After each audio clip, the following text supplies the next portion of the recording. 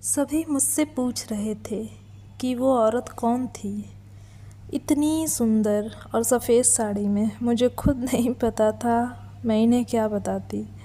यह बात बहुत पुरानी है। जब मैं शायद 9 या 10 साल की थी, तब मैं अपने दादी के साथ इलाहाबाद गई थी गंगा स्नान के लिए।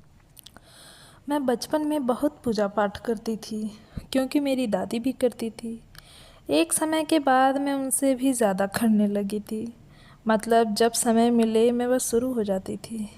इसलिए दादी मुझे इलाहाबाद ले गई थी कि थोड़ा देश दुनिया देख कर आएगी।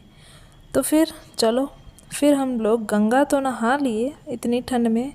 फिर जब वापस आने लगे बस से, तो थोड़े दूर चलने के बाद मैंने देखा मेरे बस के दरवाजे के पास कोई खड़ी थी। मैंने उन्हें कई बार देखा।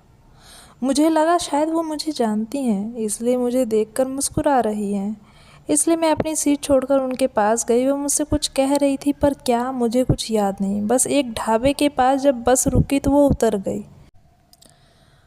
बस से मैं अपनी दादी से पूछने लगी, वो कौन थी दादी? फिर दादी बोली, कौन? मैंने कहा, मैं जिससे अभी बात कर रही थी। मैं दरवाजे के पास गई थी ना। दादी बोली, मैं तो किसी को नहीं देखी। दादी 2-3 लोगों से और पूछी, पर किसी ने उन्हें नहीं देखा था। फिर वो आखिर कौन थी और सिर्फ मुझे ही क्यों दिखाई दी? वो आखिर मुझे क्या कह रही थी?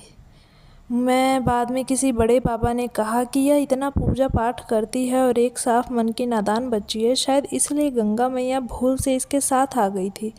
तो जी हाँ, ये सच है कि जब कोई बहुत बड़ा भक्त या कोई बहुत बड़ा सेवक अपने भगवान की पूजा सच्चे मन से करता है, तो भगवान भूल जाते हैं और वो उसकी सेवा में, उसकी भक्ति में मग्न होकर उसके साथ ही चल देते हैं। इसलिए यदि आप किसी भगवान को या किसी शक्ति को मानते हैं, तो आपको सच्चे मन से मानना होगा। आपको मानना होगा कि वह इस धरती पर हैं, वह तभी आएंगे। इस धरती पर विश्वास से ही कोई काम किया जा सकता है। यदि कोई चीज़ मानते हैं तभी वो आपके लिए इस धरती पर आएगी।